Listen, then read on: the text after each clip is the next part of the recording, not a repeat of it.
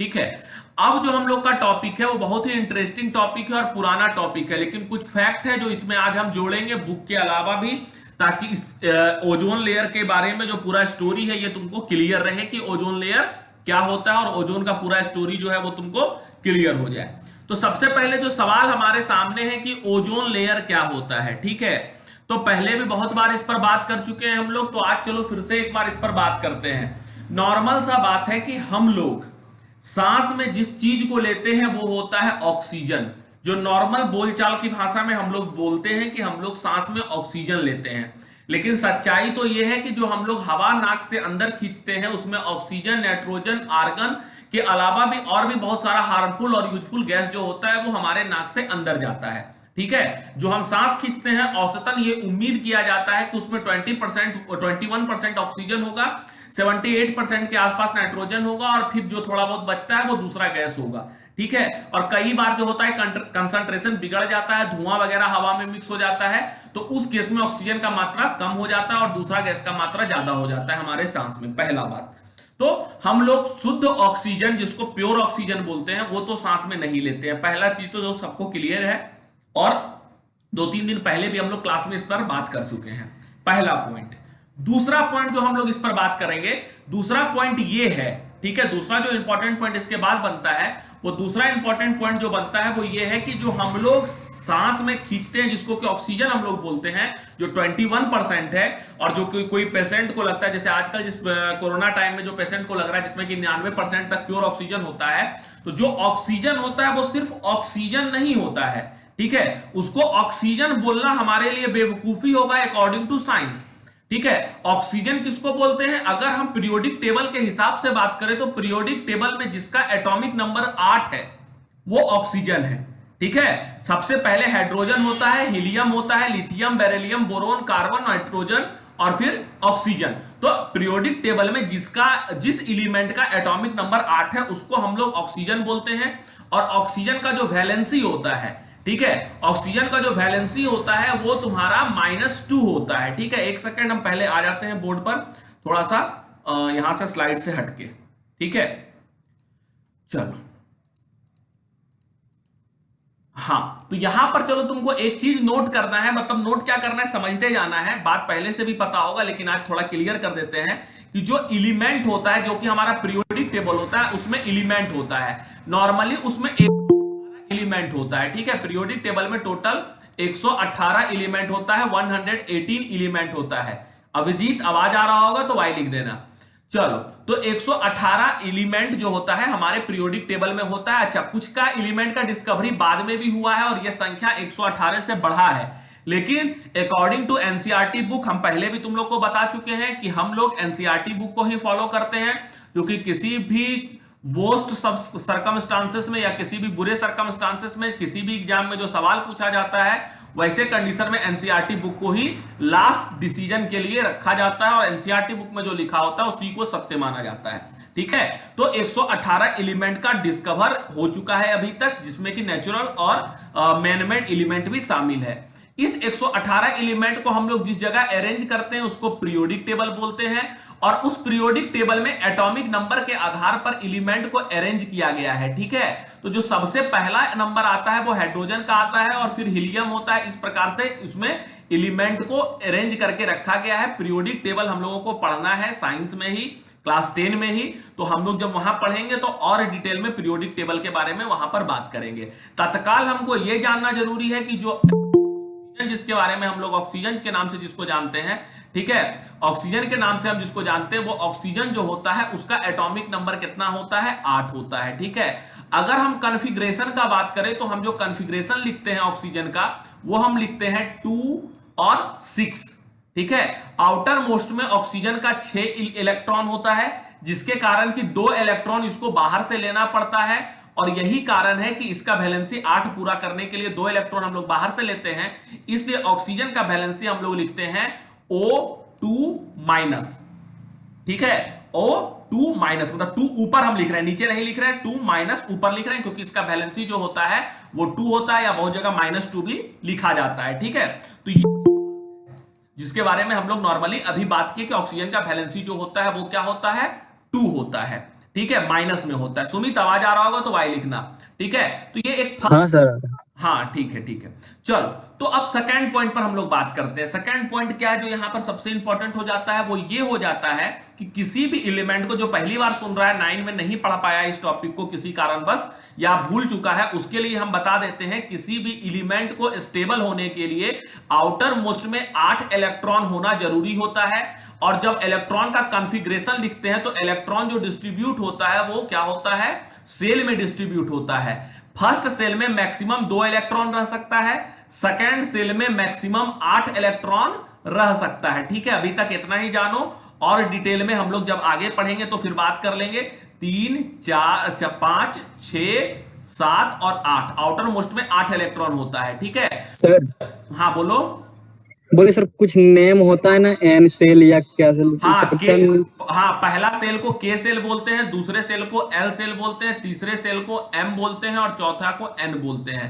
के L M N cell का नाम होता है, जिसको कि नॉर्मली हम लोग पहला को के, दूसरा को एल, तीसरा को एम और चौथा को एन बोलते हैं। ठीक है, तो ये एक हो गया सेल का नाम होता है, ये सही बोला, सेल का ये नाम होता है, पहला बात। दूसरा बात तो ये हो गया कि जो इसमें पहला सेल में कितना होता है, 2 इलेक्ट्रॉन, दूसरा में 8 इलेक्ट्रॉन मैक्सिमम हो सकता है। तीसरा बात कि किसी भी एलिमेंट में, ठीक है, किसी भी एलिमेंट का जो एटॉमिक नंबर होता है, ठीक है, जिसको भूल चुका है वो फिर से याद रख लेना। ठीक है, एटॉमिक नंबर जो किसी भी एलिमेंट का होता है वो एटॉमिक नंबर के बराबर ही होता है प्रोटॉन। ठीक है, किसी भी एलिमेंट का जो एटॉमिक नंबर तुमको पीरियोडिक टेबल में दिखता है, ठीक है, तो जो उसका एटॉमिक नंबर होता है उतना ही प्रोटॉन उस एलिमेंट में होता है और उतना ही इलेक्ट्रॉन भी उस एलिमेंट में पाया जाता है। ठीक है, तो अगर हम तुमको बोलते हैं कि ऑक्सीजन, ठीक है, अगर हम तुमको बोलते हैं ऑक्सीजन के बारे में कि ऑक्सीजन एक एलिमेंट है जिसका एटॉमिक नंबर 8 है, ठीक है, तुमको पीरियोडिक टेबल में भी दिख जाएगा। ठीक है, एटॉमिक नंबर 8 ही है, अगर आसपास पीरियोडिक टेबल है तो देख के कंफर्म कर लो कि पीरियोडिक टेबल का एटॉमिक नंबर 8 होता है। अगर हम तुमसे पूछे कि बताओ कि सॉरी, तुमसे पूछे कि ऑक्सीजन का प्रोटॉन कितना होता है, तो तुमको क्या बताना होगा, प्रोटॉन भी 8 होता है। और अगर तुमसे वहीं दूसरा सवाल पूछ दें कि ऑक्सीजन में कितना इलेक्ट्रॉन होता है, तो वो भी 8 ही होता है, क्योंकि जो एटॉमिक नंबर होता है वही नंबर ऑफ प्रोटॉन होता है और वही नंबर ऑफ इलेक्ट्रॉन भी होता है। चलो, बहुत ज्यादा बोल दिए ना। चलो, कोई डाउट है तो पूछ लो। सर इसका जरूरत कहाँ आया, नहीं सुन पता चला। हाँ, जरूरत कहाँ है, अभी इस पर अभी बात करेंगे। ठीक है, अभी जरूरत पर बात करेंगे, यहां तक के बात में कोई दिक्कत है तो बताओ। चलो, अब इसके जरूरत पर बात करते हैं कि हम ये सब बात क्यों कर रहे हैं। देखो, ये सब बेसिक बात है जो क्लास 9 में पहले पढ़ा होगा। ठीक है, हाँ रंजित कुछ बोलना है कि? चलो, तो हाँ, क्या बोल रहे थे कि ये सब जो है हम लोग पहले पढ़ चुके हैं। ठीक है, लेकिन एक बार थोड़ा सा रिवीजन मोड में हम इसको देखें। ठीक है, अब आते हैं हम लोग अगले बात पर कि अभी हम लोग इसको क्यों पढ़ रहे हैं। ठीक है, तो आउटर मोस्ट में हम क्या बोले कि 8 इलेक्ट्रॉन हो सकता है। तो ऑक्सीजन का जब हम लोग बात करते हैं तो ऑक्सीजन का पहला सेल में 2 होगा, दूसरा में चूंकि 8 हो सकता है, ठीक है, लेकिन है इसमें टोटल तो 8 ही, 2 तो पहला सेल में रह चुका है, तो दूसरा में कितना रहेगा, मैक्सिमम 6। तो 2 इलेक्ट्रॉन इसको चाहिए स्टेबल होने के लिए, क्योंकि दुनिया में हर चीज अपने आप को स्टेबल करना चाहता है और कोई भी एलिमेंट अपने आप को स्टेबल करने के लिए आउटर मोस्ट में 8 इलेक्ट्रॉन चाहता है कि वो रहे। ठीक है, अगर किसी भी एलिमेंट के आउटर मोस्ट में 8 इलेक्ट्रॉन हो जाता है तो वो एलिमेंट क्या हो जाता है, स्टेबल हो जाता है। लेकिन इसके आउटर मोस्ट में 6 ही इलेक्ट्रॉन तुमको दिख रहा होगा ऑक्सीजन का। तो ऑक्सीजन का आउटर मोस्ट में 8 इलेक्ट्रॉन हो जाए, ऐसा करने के लिए ऑक्सीजन को क्या करना पड़ेगा, 2 इलेक्ट्रॉन बाहर से लेना पड़ेगा। 2 इलेक्ट्रॉन जब ये बाहर से लेगा तब ऑक्सीजन के पास प्रोटॉन का संख्या तो 8 ही रहेगा, लेकिन चूंकि ऑक्सीजन 2 को बाहर से ले सॉरी इलेक्ट्रॉन 2 को बाहर से ले लिया है, जिसके कारण कि उसका जो इलेक्ट्रॉन का संख्या होगा वो क्या हो जाएगा, 10 हो जाएगा। प्रोटॉन जो होता है वो पॉजिटिव चार्ज होता है और इलेक्ट्रॉन जो होता है वो निगेटिव चार्ज होता है। ठीक है, तो ओवरऑल चार्ज 8 में से 10 घटाएंगे, जो क्लास 7 में इंटीजर चैप्टर में भी तुम लोग पढ़ा होगा। तो जब 8 में से 10 घटाया जाएगा तो -2 बचता है। ठीक है, -2 बचता है। तो ये जो -2 है यही तुम्हारा वैलेंसी हो जाता है ऑक्सीजन का। ठीक है, ऑक्सीजन का वैलेंसी -2 हो जाता है। अब तुम्हारा सवाल उठता है कि सर वैलेंसी -2 से आप क्या कहना चाहते हैं। हम ये कहना चाहते हैं कि अगर ऑक्सीजन को 2 इलेक्ट्रॉन मिल जाए तो ऑक्सीजन स्टेबल हो जाएगा। अब तुम्हारे मन में यह भी सवाल होना चाहिए कि सर स्टेबल से आप क्या कहना चाहते हैं? स्टेबल से हम यह कहना चाहते हैं कि ऑक्सीजन अकेला कहीं नहीं पाया जाता है, ठीक है। ऑक्सीजन जो होता है अकेला नहीं पाया जाता है। हम लोग बोलचाल की भाषा में बोल देते हैं कि हम लोग सांस में ऑक्सीजन लेते हैं, लेकिन सच्चाई यह है कि हम लोग सांस में O2 लेते हैं, ठीक है। O2 को भी ऑक्सीजन ही बोलेंगे, लेकिन ऑक्सीजन का 2 मॉलिक्यूल जो होता है उसको हम लोग सांस में लेते हैं, ना कि ऑक्सीजन के एक मॉलिक्यूल को हम लोग सांस में लेते हैं, ठीक है। क्योंकि ऑक्सीजन का एक मॉलिक्यूल इंडिपेंडेंटली एग्जिस्ट नहीं कर सकता है। क्यों? क्योंकि ये स्टेबल नहीं है, ठीक है। तो स्टेबल नहीं है, जो हम बार बार कह रहे हैं तुमको कि ऑक्सीजन स्टेबल नहीं है, तो इस बात से हम ये कहना चाहते हैं कि ऑक्सीजन अकेला नहीं पाया जा सकता है, ठीक है। फिर गोल्ड जो तुम्हारा है वो स्टेबल है, ठीक है। गोल्ड, हीलियम, हीलियम का नाम तुम सुनता है, आर्गन का नाम तुम सुनता है, ये सब स्टेबल है। तो आर्गन हमेशा Ar के फॉर्म में पाया जाएगा, आर्गन Ar2 नहीं होगा। हीलियम हमेशा He के फॉर्म में पाया जाएगा, इसके नीचे में तुमको 2 लिखा हुआ नहीं मिलेगा, ठीक है। आर्गन के नीचे में भी 2 लिखा हुआ नहीं रहेगा, हीलियम के नीचे में भी नहीं रहेगा, ठीक है। नियॉन के नीचे में भी 2 लिखा हुआ नहीं रहेगा, क्योंकि आर्गन, नियॉन, हीलियम ये सब अकेले पाया जाता है, अकेला चलता है, लाइक शेर, ठीक है। और मतलब शेर साउंड, हाँ, साउंड कट रहा है, बहुत कम आवाज आ रहा है, पता ही नहीं चल रहा है क्या आवाज आ रहा है। तो अपना मोबाइल का वॉल्यूम बढ़ाओ, मेरा आवाज सही आ रहा है तो एक बार वाई लिखना तो सारा कोई। मेरा तो फुल वॉल्यूम है सर। नहीं, जिसको इसको मेरा आवाज सही आ रहा है एक बार वाई लिखो तो। ठीक है, ऐसा तो नहीं होना चाहिए, सही आ रहा है आवाज, ठीक है। तुम, हाँ, कुछ प्रॉब्लम हो रहा होगा उसको, चलो ठीक है, सही आ रहा है। चलो, तो हम यहां तक बात किए कि जो तुम्हारा आर्गन होता है, जो तुम्हारा हीलियम होता है, ये हमेशा अकेले तुमको मिलता है, ठीक है। ये झुंड में चलता हुआ तुमको दिखाई नहीं देता है। तो ग्रुप में जब ये चलता हुआ तुमको दिखाई नहीं देता है, इससे क्या है, इससे ये स्पष्ट होता है कि जो तुम्हारा हीलियम है, जो तुम्हारा आर्गन है, वो स्टेबल है, ठीक है। लेकिन ऑक्सीजन स्टेबल नहीं होता है। यही कारण है कि तुम लोग पहले भी सुना होगा नाम O2, बहुत नॉर्मल सा बात है, ऐसा नहीं है कि नहीं सुना होगा। O2 हम लोग सांस में लेते हैं, O हम लोग सांस में नहीं लेते हैं, क्योंकि O इंडिपेंडेंटली पाया ही नहीं जाता है, ठीक है। तो ये टेक्निकल बात है कि सांस में हम लोग ऑक्सीजन लेते हैं, हाँ लेते हैं, लेकिन O2 लेते हैं, ठीक है। अब तुम कहेगा सर O ले या O2 लेते तो ऑक्सीजन है ना, तो इसमें इतना परेशान होने का की बात है, इतना देर समय बर्बाद कर दिए आप। चलो अब हम बताते हैं, बर्बाद नहीं किए हैं। O2 तुम लेता है और O लेता है, अगर तुमको लगता है कि बात बराबर है, तो अगर गलती से तुम O3 ले लेगा ना, तो ये तुम्हारे जान को खींच लेने का काम करेगा, मतलब कि मार देगा तुमको, ठीक है। कोई भी इंसान अगर सांस में O3 खींच ले, ठीक है, तो ये एज ए पॉइजन काम करता है, ये जहर है, ये भी ऑक्सीजन है, ठीक है। अगर हम इस ऑक्सीजन को बोलते हैं कि ये हमारे लिए जीवन देने का काम करता है, ऑक्सीजन के बिना जिंदगी का कल्पना नहीं कर सकते हैं, ऑक्सीजन के बिना इंसान मर जाएगा, तो O3 भी ऑक्सीजन है, लेकिन इसको अगर इंसान ले लेगा तब मर जाएगा, ठीक है, क्योंकि ये ओजोन है, ठीक है। O3 क्या है? ओजोन है। और अगर हम इसको खींचते हैं नाक से अंदर, तो ये जहर के तरह काम करता है, पॉइजन के तरह काम करता है, और इन्वायरमेंट में पॉल्यूशन की तरह काम करता है। और ये ओजोन हमारे सेहत के लिए हानिकारक ही नहीं है, जानलेवा भी है। और ये ओजोन का फॉर्मूला है तो ये भी ऑक्सीजन ही, ठीक है। तो यही खेल है, O2 और O3 के बीच में अंतर है। इसलिए हम लोग नॉर्मली बोल देते हैं कि हम लोग सांस में ऑक्सीजन लेते हैं, लेकिन सच्चाई तो यह है कि हम लोग सांस में O2 लेते हैं, ना O लेते हैं ना O3 लेते हैं। हाँ, O3 बहुत बार नाक में गलती से चला गया होगा, गलती से क्या एनवायरमेंट में अगर कहीं होगा तो चला गया होगा। हम लोग छाट के तो नहीं लेते हैं कि O2 आओ O3 मत आओ, लेकिन अगर थोड़ा बहुत गया है तभी हम लोग जिंदा है। अगर ज्यादा गया होता तो हम लोग अभी बैठ के क्लास नहीं कर रहे होते, सीधी सी बात है, ठीक है। हम में से कोई ना कोई यहां नहीं होता, ठीक है, इंक्लूडिंग मी, इंक्लूडिंग यू, सबको इसमें इंक्लूडेड है, ठीक है। तो इसका मतलब स्पष्ट है कि O3 जो है वो जहर है, पहला बात। अब आते हैं, तो O3 जहर है तो इसका काम क्या है, ठीक है। काम तो होगा ही, ठीक है, क्योंकि हम लोग केमिस्ट्री पढ़ते हैं, ठीक है। केमिस्ट्री में जहर का भी काम है, ठीक है। साइंस में कचरा का भी अपना योगदान होता है, ठीक है, उससे भी काम होता है, ठीक है। अगर पेड़ का पत्ता टूट के जमीन पर गिर गया तो सबको लगता है कि बेकार चीज है, लेकिन उसका भी अपना काम है, मैन्योर बनाने में उसका काम करते हैं। तो कोई भी चीज बेकार नहीं होता है, ठीक है, पहला बात तो ये है। तो ओजोन भी बेकार नहीं है, ओजोन जहर होने के बावजूद भी हम लोग का जान बचाता है, ठीक है। अब ये फिर एक नया इंटरेस्टिंग पॉइंट निकल के सामने आ गया कि ओजोन जहर है, लेकिन हमारे जिंदा रहने के पीछे ओजोन का अपना योगदान है, और जो ओजोन अगर नहीं हो तो हमारा जिंदगी बहुत कष्टदायक तरीके से गुजरेगा, और इवन मौत तो आम बात है, बहुत सारा लोग मर जाएगा, बहुत सारा चीज मर जाएगा। ठीक है, ये भी एक कॉमन सा फैक्टर है। तो क्या बात होता है, चलो अब उस पर बात करते हैं। तो यहां तक हम लोग ऑक्सीजन, O2 और O3 पर बात कर रहे थे। अब हम लोग बात करते हैं थोड़ा सा ज्योग्राफी पर। ठीक है, अब केमिस्ट्री से हल्का ज्योग्राफी में जाते हैं। तो जब केमिस्ट्री से हम लोग ज्योग्राफी की तरफ पहुंचेंगे तब हम लोग को समझ में आएगा कि जो हमारा धरती है, ठीक है, जिस अर्थ का हम लोग बात करते हैं, तो ये अर्थ बहुत सारे भाग में बटा हुआ है। ठीक है, ये जो हमारा अर्थ है ये बहुत सारे भाग में बटा हुआ है। जैसे ये हमारा अर्थ है, ठीक है, नॉर्मल सा इसको हम अपना अर्थ बताते हैं। ठीक है, अब इस अर्थ पर अगर हम लोग बात करें तो इस अर्थ में लेयर बना हुआ है। ठीक है, इस अर्थ का क्या है, लेयर है। जैसे ये अर्थ है तो यहां पे कुछ दूर तक हवा होता है।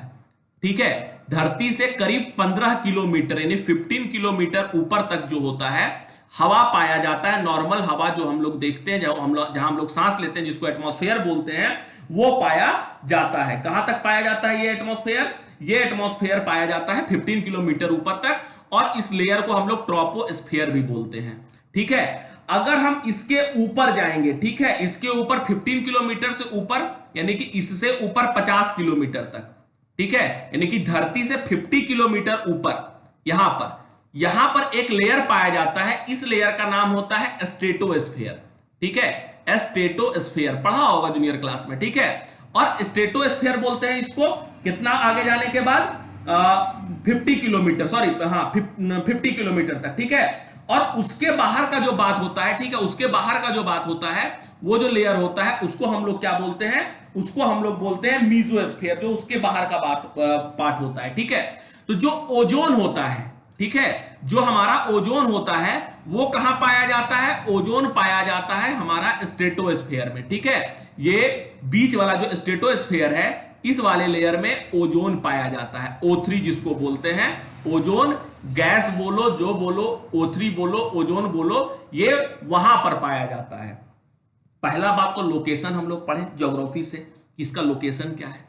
अब दूसरा बात पढ़ते हैं कि O3 पाया जाता है, बहुत अच्छा बात है, पाया जाता है। अब इसका काम क्या है? ठीक है, तो काम भी तुम लोग को पता होगा कि जो सन होता है, ठीक है, सन से क्या होता है? बहुत टाइप का रे निकलता है। ठीक है, सन से बहुत टाइप ऑफ रे निकलता है, वेरियस टाइप ऑफ रे निकलता है। तो सारा रे निकल के आता है, ठीक है, लेकिन जो अल्ट्रा वायलेट रे होता है, जिसको कि यूवी रे भी हम लोग बोलते हैं, जो अल्ट्रा वायलेट रे होता है वो क्या होता है? जब ओजोन के पास पहुंचता है तो ये एज अ फिल्टरेशन यूनिट की तरह ओजोन काम करता है। अल्ट्रा वायलेट रे को अपने आप में सोख के रख लेता है। अच्छा, अल्ट्रा वायलेट रे क्या होता है? अल्ट्रा वायलेट रे एक खतरनाक रे होता है। रे मतलब लाइट होता है, जो हमारे स्किन पर पड़ेगा तो स्किन कैंसर काउज कर देगा। ठीक है, अगर ये हमारा इम्यूनिटी पावर, जिसका जिक्र आज के डेट में बहुत ज्यादा हो रहा है, इम्यूनिटी पावर, तो हमारा इम्यूनिटी पावर को कमजोर कर देगा ये ओजोन, क्या बोलते हैं, अल्ट्रा वायलेट रे। ये जो जानवर लोग होता है, ठीक है, जो समुद्र के अंदर रहता है, उस समुद्र के अंदर रहने वाला जानवर को खत्म कर देगा अल्ट्रा वायलेट रे। ठीक है, और बहुत सारा पेड़ पौधा होता है, ठीक है, उसको भी क्या करेगा? ये बर्बाद कर देगा। ठीक है, तो ये हमारे लिए बहुत खतरनाक रे होता है अल्ट्रा वायलेट रे, जो कि सन से निकलकर जमीन की तरफ आ रहा होता है।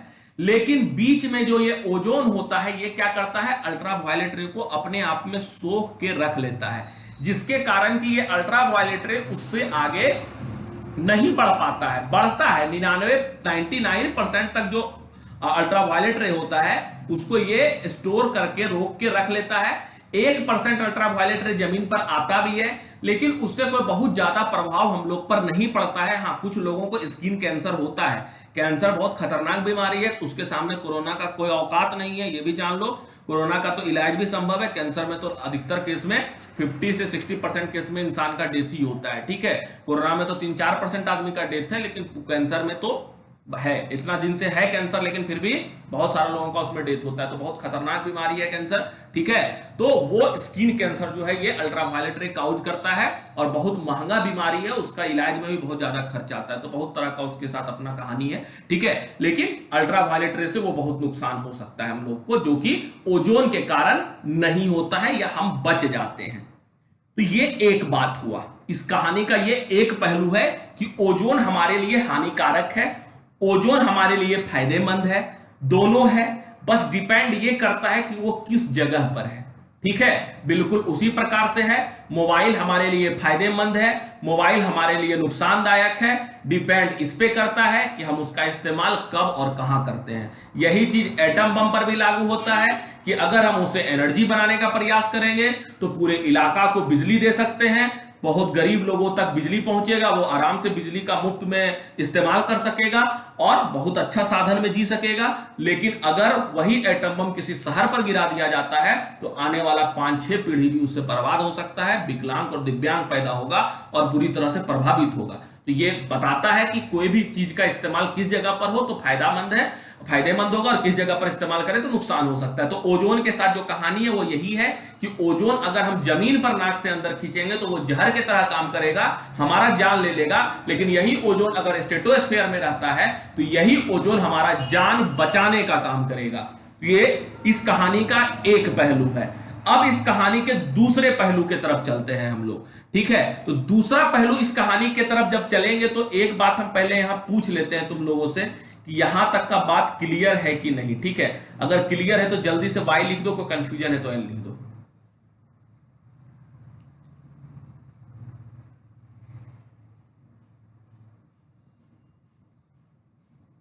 चलो जल्दी से सारा, कुछ छूट रहा है, जो छूट रहा है वो जल्दी से लिख दो। चलो ठीक है, हाँ ठीक है, ठीक है, चलो सही है। मनीष कुमार का यहां पे कमेंट नहीं दिख रहा है हमको लगता है। मनीष कुमार आवाज आ रहा है तुमको?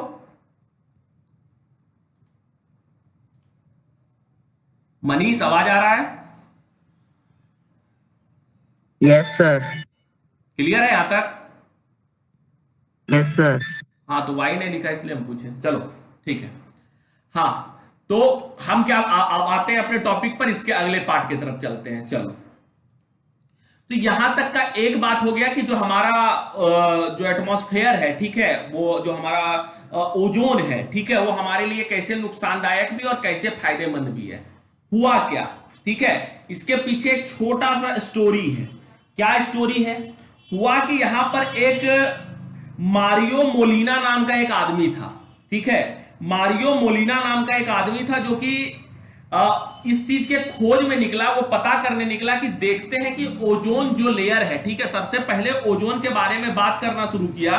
ठीक है, और ओजोन लेयर को पता करना शुरू किया कि ओजोन लेयर है कहां, कितना मोटा है, ठीक है, उसके विषय में ये इंफॉर्मेशन कलेक्ट करना शुरू किया। तो ये पता किया और जो अपना शोध किया उससे पता चला कि 300 पार्ट्स पर बिलियन, पीपीबी। ठीक है, अच्छा अभी जो हम बता रहे हैं ये थोड़ा सा एक्स्ट्रा है। ठीक है, ये थोड़ा सा एक्स्ट्रा है अकॉर्डिंग टू योर बुक। ठीक है, ये सारा बात बुक में नहीं है, तो कुछ बात हम एक्स्ट्रा बता देते हैं, कुछ बात बुक में। तो सारा बात याद रखना, ओजोन का कहानी आजीवन क्लियर हो जाएगा, जिंदगी में कभी ओजोन लेयर में कोई समस्या नहीं होना चाहिए। ठीक है, तो 300 पार्ट्स पर बिलियन ओजोन होता है। तो अब तुम्हारे मन में सवाल उठना चाहिए कि सर ये पार्ट्स पर बिलियन से आपका मतलब क्या है? हमारा मतलब ये है 1 बिलियन जो क्या बोले कि हवा का मॉलिक्यूल्स है। ठीक है, अगर 1 बिलियन हवा का मॉलिक्यूल है तो उसमें 300 जो होगा ओजोन का मॉलिक्यूल होना चाहिए। ठीक है, ये एक नॉर्मल सा मेजरमेंट था जिसमें कहा गया कि 300 पार्ट्स पर बिलियन ओजोन होना चाहिए नॉर्मल कंडीशन में। लेकिन बाद में ये जब जांच किया गया 1990 के दशक में, 90-94 में, ठीक है, उस समय पता चला कि ये 85 पार्ट्स पर बिलियन तक हो चुका था। यानी कि ओजोन का जो लेयर था वो धीरे धीरे घटते जा रहा था। ठीक है, पतला होते जा रहा था ओजोन लेयर, या आप नॉर्मल भाषा में बोलते हैं कि ओजोन में छेद हो रहा था। ठीक है, ये भी बोलते हैं कि ओजोन में छेद हो रहा था। तो दोनों बात है, ओजोन में छेद हो रहा था भी कभी कभी बोलते हैं, कभी कभी बोलते हैं ओजोन का क्षरण हो रहा था, ओजोन पतला हो रहा था, ओजोन होल भी बोलते हैं। तो अलग अलग बात हम लोग बोलते हैं समझाने के लिए, लेकिन नॉर्मल सा बात है कि ओजोन का जो कंसंट्रेशन था, जो ओजोन होना चाहिए था, वो ओजोन क्या होने लगा, घटने लगा। जिसके कारण क्या होगा, वही कि अल्ट्रावायलेट रे जो था वो जमीन पर आने लगा और उसका बहुत बुरा असर जमीन पर देखा जाने लगा। तो अब सवाल ये उठा कि अब किया क्या जाए। ठीक है, तो किया क्या जाता है अब। अच्छा, ओजोन का जो समस्या है, ठीक है, अब ये समस्या क्या है, अब इस पर भी बात कर लेते हैं कि ओजोन में छेद क्यों हो रहा था। तो ओजोन में छेद होने के पीछे जो नॉर्मल सा कारण हम लोग बचपन से आज तक पढ़ते आ रहे हैं, वो है क्लोरोफ्लोरोकार्बन, CFCS। ठीक है, CFCS जो है, इसके कारण ओजोन में छेद होता है। क्या होता है ये, क्लोरो, क्लोरो मतलब क्लोरीन, फ्लोरो, फ्लोरो मतलब फ्लोरीन, कार्बन, कार्बन मतलब कार्बन। तो क्लोरीन, फ्लोरीन और कार्बन से मिलकर जो भी तुम्हारा मॉलिक्यूल्स बनता है, वो मॉलिक्यूल का जो आयु होता है वो 70 साल से लेके 140 साल तक होता है। ठीक है, इतना साल तक ये इन्वायरमेंट में ही रहता है क्लोरोफ्लोरोकार्बन, ये इन्वायरमेंट से जाता ही नहीं है। तो कहां से निकलता है क्लोरोफ्लोरोकार्बन, तो रेफ्रिजरेटर से, फ्रीज से। अब नहीं निकलता है, उस समय निकलता था रेफ्रिजरेटर से, फ्रीज से, फिर स्प्रे जो मारते हैं परफ्यूम से, ये सब चीजों में ये क्लोरोफ्लोरोकार्बन होता था। अब जब ये क्लोरोफ्लोरोकार्बन ऊपर जाता था ओजोन लेयर के पास, ठीक है, क्लोरोफ्लोरोकार्बन जब ओजोन लेयर के पास जाता था, ठीक है, तो ये क्या करता था, इसमें छेद कर देता था। ठीक है, इसके साथ रिएक्शन करता था O3 के साथ, O3 के साथ रिएक्शन करके ये क्या करता था, ऑक्सीजन को एगो अलग कर देता था और O2 को अलग कर देता था। तो रिएक्शन फास्ट कर देता था, जिसके कारण कि ओजोन का कंसंट्रेशन में कमी आने लगा था। ठीक है, तो जिसके कारण ये पूरा बवाल शुरू हुआ। और जब बवाल शुरू हुआ, ठीक है, तो इस बवाल को अंत करने के लिए, ठीक है, तो इस बवाल के अंत में, अच्छा, पहला बात तो ये समझ में आ गया कि क्लोरोफ्लोरोकार्बन के कारण ओजोन लेयर में छेद हो रहा है, पहला बात तो ये क्लियर हुआ। अब जब छेद हो रहा है तो इसमें कोई एक देश का तो योगदान नहीं है। ओजोन भारत के ऊपर थोड़ा, ये धरती के ऊपर है, और धरती के ऊपर है तो इसमें सारा देश आता है। ठीक है, पाकिस्तान, अमेरिका, जापान, जर्मनी, जितना देश है, बहुत सारा देश है दुनिया में, सारा देश का इसमें काम है, सारा योगदान है। तो जब सारा देश का अपना इसमें योगदान है, कन्हैया आवाज आ रहा होगा तो वाई लिख देना। ठीक है, तो जब इसमें सारे देश का योगदान है तो सवाल ये उठता है कि इसको ओवरकम कैसे किया जाएगा। तब क्या हुआ कि 22 मार्च, डेट याद रखना, ठीक है, ये जीके का सवाल बनता है।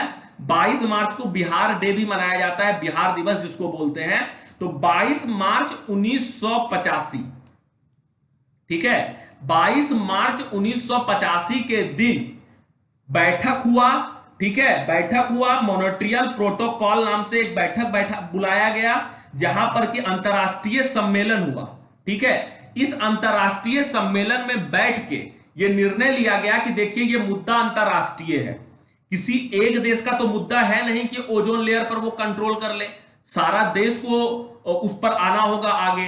तो समस्या सबको पता था कि क्लोरोफ्लोरोकार्बन से होता है, तो सारे देश को बैठना होगा और उस पर प्लानिंग करना होगा कि आखिर हम इसको कैसे कंट्रोल करते हैं। प्लानिंग में करना क्या था, करना कुछ नहीं था, लेकिन 2 साल लगा दिया ये लोग प्लानिंग करने में। ठीक है, प्लानिंग में करना कुछ नहीं था, लेकिन लंबा समय लगाया। और प्लानिंग जो कंप्लीट हुआ ये लोग का, प्लानिंग जो कंप्लीट हुआ, वो तुम्हारा प्लानिंग कंप्लीट हुआ वो 16 सितंबर 1987। ठीक है, 2 साल से भी थोड़ा ज्यादा समय लेने के बाद ये बैठक कंप्लीट हुआ। और कंप्लीट होने के बाद इस डेट को 16 सितंबर 1987 को, जिसको कि मॉन्ट्रियल प्रोटोकॉल भी बोलते हैं, उस पर सिग्नेचर किया गया सभी देश के द्वारा। और ये माना गया, ठीक है, हाँ, उसके बाद ये माना गया कि जो तुम्हारा ओजोन लेयर है इसको कैसे बचाया जाए। तो बचाया कैसे जाए, तो क्लोरोफ्लोरोकार्बन के प्रोडक्शन पर रोक लगाया जाए और क्लोरोफ्लोरोकार्बन के प्रोडक्शन को हतोत्साहित किया जाए और कंपनी को यह बताया जाए कि वो ऐसा प्रोडक्ट बनाए जिसमें कि क्लोरोफ्लोरोकार्बन ना हो। अब देखो, ये नॉर्मल सा बात है, बोलने और सुनने में बहुत आसान लगता है और अच्छा लगता है कि कंपनी को जाके बोलिए कि आप ऐसा सामान बनाएंगे जिसमें कि क्लोरोफ्लोरोकार्बन हो नहीं। अब कंपनी वाला बैठा हुआ है कि तुम्हारा बात सुन के बना लेगा, ऐसे तो होता नहीं है, बहुत तरह का समस्या होता है वहां पर। तो हर समस्या को ओवरकम करना था। तो कैसे किया गया, तो भारत सरकार खुद पॉलिसी बनाया कि क्लोरोफ्लोरोकार्बन के बिना जो सामान बनेगा उस पर क्या किया जाएगा, टैक्स नहीं लिया जाएगा। ठीक है, CCl4 जो तुम्हारा होता है, ठीक है, CCl4 का नाम सुना होगा, इसके प्रोडक्शन को भारत में बंद कर दिया गया, ठीक है। बहुत सारे चीज पर बैन लगा दिया गया, बहुत चीज पर जो क्लोरोफ्लोरोकार्बन से जो सामान बनता था उस पर बैन लगा दिया गया, ठीक है। क्लोरोफ्लोरोकार्बन से जो सामान बनता था उस पर बैन लगा दिया गया। और फिर क्या किया गया, और जो क्लोरोफ्लोरोकार्बन से सामान नहीं बनता था उसका टैक्स को फ्री किया गया, बोला टैक्स नहीं लगेगा आपका, आप इस सामान का इस्तेमाल कीजिए, आप प्रोडक्शन कीजिए। तो इस प्रकार से बहुत तरह का काम किया गया, और जिसके काम करने के बाद जो तुम्हारा क्लोरोफ्लोरोकार्बन का प्रोडक्शन बहुत हद तक कंट्रोल हुआ।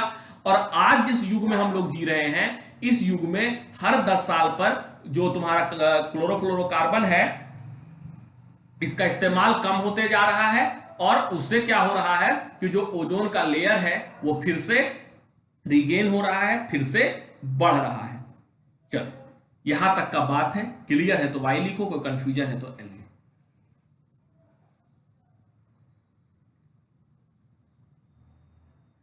सर वो CFC कंट्रोल हो रहा है सर।